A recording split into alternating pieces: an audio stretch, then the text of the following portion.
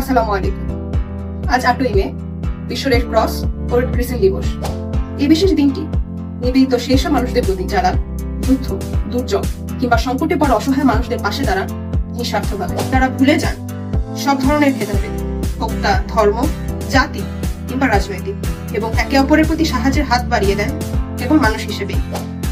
আজকের এই দিনটির মূল প্রেরণা ছিলেন হেনরি ডুনান্ট, যিনি রেড ক্রসের প্রতিষ্ঠাতা এবং প্রথম শান্তিতে নোবেল পুরস্কার বিজয়ী।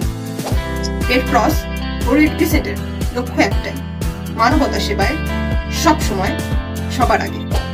তাই আসুন আজকের এই দিনটিতে আমরা সাহায্যের হাত বাড়িয়ে দিই, কারণ আপনার একটি ছোট্ট সাহায্য হতে পারে কারো বেঁচে থাকার কারণে। সকলকে রেড ক্রস ও রেড ক্রিসেন্ট দিবসের শুভেচ্ছা রইল।